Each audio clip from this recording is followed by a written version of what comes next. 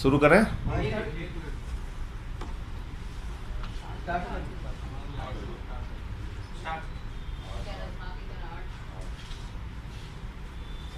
शुरू करें। आज माननीय सर्वोच्च न्यायालय का अडानी के मामले में एक बहुत ही महत्वपूर्ण फैसला आया है। वो फैसला जहां एक और सराहनीय फैसला है, अडानी की घोटाले की 6 सदस्यीय समिति बनाकर जांच कराने का फैसला है। उस समिति में पूर्व न्यायाधीश को शामिल करके जांच कराने का फैसला है। वहीं दूसरी तरफ यह सुप्रीम कोर्ट का फैसला नरेंद्र मोदी जी की सरकार पर जोरदार तमाचा है। 140 करोड़ लोगों ने चुनकर भारत का प्रधानमंत्री नरेंद्र मोदी जी को बनाया। पूरा विपक्ष एक स्वर में मांग कर रहा था कि दुनिया का सबसे बड़ा घोटाला है अडानी घोटाला, कॉर्पोरेट जगत का सबसे बड़ा घोटाला है अडानी घोटाला। LIC में करोड़ों लोगों का पैसा डूब रहा है, SBI में करोड़ों लोगों का पैसा डूब रहा है। प्रधानमंत्री जी, JPC से जांच कराइए। पूरे सदन के सत्र के दौरान हम लोग एक ही मांग करते रहे, लेकिन एक कहावत हमने सुनी थी कि रोम जल रहा था, नीरव बंसी बजा रहा था। करोड़ों लोगों का पैसा डूब रहा था, अडानी का महाघोटाला सामने आया था और नरेंद्र मोदी जी जांच कराने से भाग रहे थे, जांच कराने के लिए तैयार नहीं थे, JPC बनाने के लिए तैयार नहीं थे। इसके पीछे कारण क्या है? इसके पीछे कारण बहुत ही साफ है, जो पहले दिन से मैं कह रहा हूं, नरेंद्र मोदी जी की सरकार ऊपर से लेकर नीचे तक भ्रष्टाचार में आकंठ डूबी हुई है। नरेंद्र मोदी जी की सरकार अडानी के साथ मिलकर देश की संपत्तियों को नीलाम कर रही है, औने पौने दामों में बेच रही है। मोदी जी ने अडानी को कोयला दे दिया, गैस दे दिया, बिजली दे दिया, पानी दे दिया, सड़क दे दिया, स्टील दे दिया, सीमेंट दे दिया, सीपोर्ट दे दिया, एयरपोर्ट दे दिया। यानी अगर पाताल में चले जाइए तो कोयला और गैस अडानी को दे दिया, आकाश में चले जाइए तो जहाज अडानी को दे दिया, आकाश से लेके पाताल तक सब कुछ अडानी को दे दिया, सब कुछ अडानी को दे दिया। और इतना ही नहीं रुके, 2.5 लाख करोड़ रुपए का कर्जा दे दिया। जब घाटा होने लगा व्यवसाय में तो 84,000 करोड़ का कर्जा माफ कर दिया। और उस अडानी ने क्या किया? अपने भाइयों के साथ मिलकर सैकड़ों फर्जी कंपनियां पूरे देश में और दुनिया में खोलने का काम किया। सैकड़ों फर्जी कंपनियां तमाम टैक्स हेवन कंट्रीज में, मॉरिशस और कैरेबियाई देशों में खोलने का काम विनोद अडानी ने किया, जो इसका भाई है अडानी का। और अकेले मॉरिशस का मैं बता रहा हूं, अकेले मॉरिशस एक पते पर 6 फर्जी कंपनियां खोली गई। उन 6 फर्जी कंपनियों की आमदनी का जरिया क्या है मालूम नहीं, लेकिन उन 6 कंपनियों के माध्यम से भारत में अडानी की कंपनी में 42,000 करोड़ रुपए लगाया गया। 42,000 करोड़ रुपए क्या कर रही थी सेबी जब यह काला धन लग रहा था? क्या कर रही थी ईडी, इनकम टैक्स डिपार्टमेंट क्या कर रहा था जब यह काला धन अडानी की कंपनियों में लग रहा था? सेबी इसलिए कार्रवाई नहीं कर पाती क्योंकि सेबी में अडानी का समधी बैठा हुआ है। और माननीय सर्वोच्च न्यायालय से मैं यह भी अनुरोध करना चाहूंगा कि आपने सेबी से भी जांच की रिपोर्ट मांगी है, कम से कम उसके रिश्तेदार को उसमें शामिल ना किया जाए। वो रिश्तेदार अगर जांच करेगा तो कैसी जांच रिपोर्ट बना के देगा, यह समझा जा सकता है। क्योंकि सेबी तो खामोश रही है। अनाप शनाप पैसे दुनिया के देशों से काला धन हजारों लाखों करोड़ रुपए अडानी की कंपनी में आ रहा था, सेबी देख नहीं पाई। क्योंकि स्टॉक एक्सचेंज पे नजर रखने की जिम्मेदारी तो सेबी की है। क्योंकि वहां पर हो रहे किसी घोटाले घपले को देखने की जिम्मेदारी सेबी की है। अगर शेयर ओवर वैल्यू हो रहा था, मुनाफा ना होने के बावजूद शेयर के दाम अचानक बढ़ रहे थे, तो सेबी ने क्यों उस समय जांच नहीं की? एलआईसी का करोड़ों रुपए डूब गया, हजारों करोड़ रुपए डूब गया। एसबीआई ने हजारों करोड़ का कर्जा दे रखा है। आज जिन लोगों का पैसा एलआईसी में बुढ़ापे के पेंशन के लिए, बीमारी के लिए, बेटी की शादी के लिए लगा है, वो सारे लोग चिंतित हैं। जिन लोगों ने एसबीआई में पैसा जमा कर रखा है, वो सारे लोग चिंतित हैं। और बैंक मोदी जी डुबाना चाहते हैं, इसका एक ही प्रमाण है कि इन्होंने कहा है भले ही आपका करोड़ों रुपए बैंकों में जमा हो, लेकिन नया कानून मोदी जी ने बना दिया, वापसी सिर्फ 5 लाख रुपए मिलेगा। भले ही बेटी की शादी के लिए आपने 20 लाख जमा किया हो, बेटी की शादी की तारीख आ गई, बैंक डूब गया, तो मोदी जी सिर्फ आपको 5 लाख रुपए देंगे और कहेंगे अपना रास्ता नापो। यह कानून बन गया, नया कानून बन गया। कोई भी बैंक डूब जाए, क्योंकि मोदी जी जानते हैं कि अपने दोस्त को उन्होंने अनाप शनाप फायदा पहुंचाया है, देश के बैंक डूबेंगे, देश के बैंक डूबेंगे। नया कानून कहता है 5 लाख से ज्यादा नहीं मिलेगा।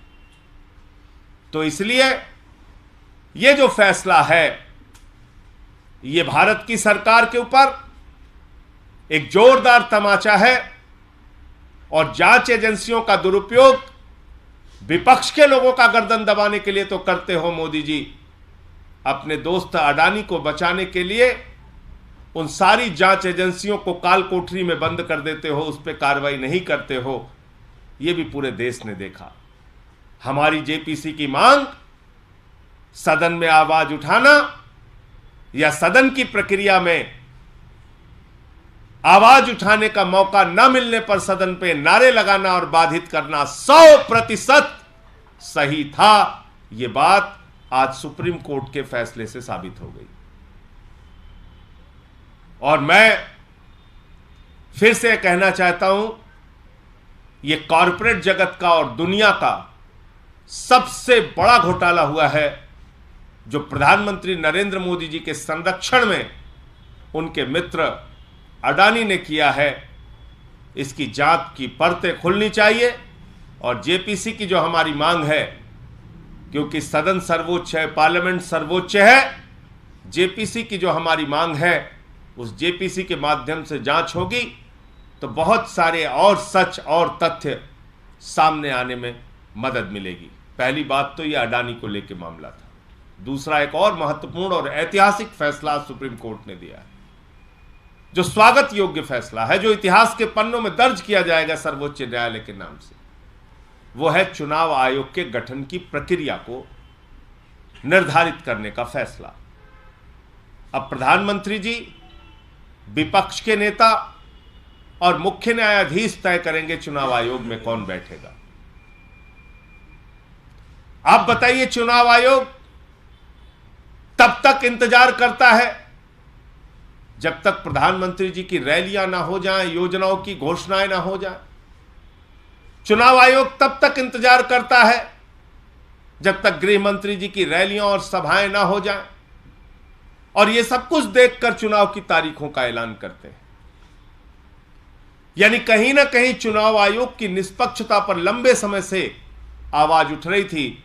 और आज ये जो फैसला आया है कि लार्जेस्ट अपोजिशन पार्टी का एक मेंबर होगा, प्रधानमंत्री जी स्वयं होंगे और मुख्य न्यायाधीश जी होंगे, वो लोग मिलकर चुनाव आयोग का गठन करेंगे।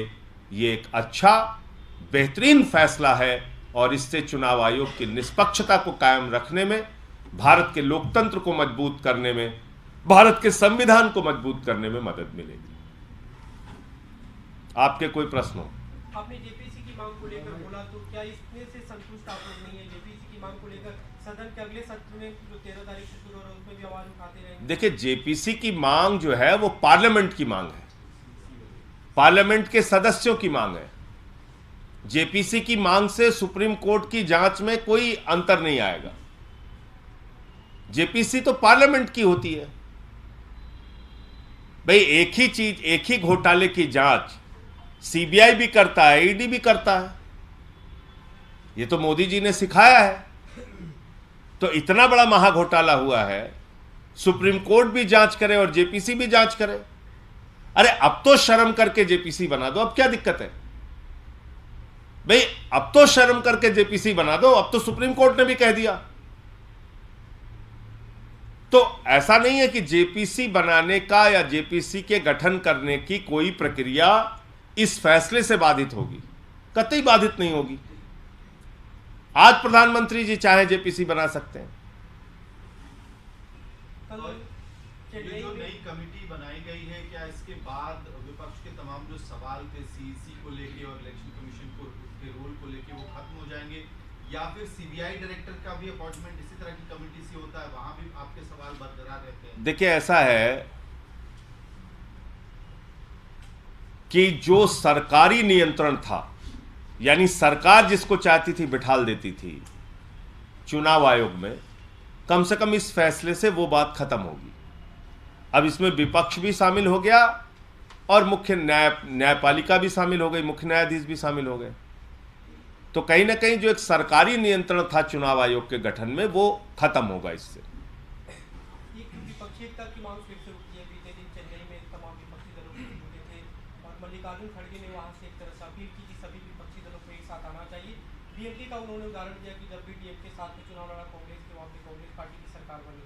तो क्या आम आदमी पार्टी के देखिए ऐसा है कि विपक्षी एकजुटता का एक आधार होना चाहिए।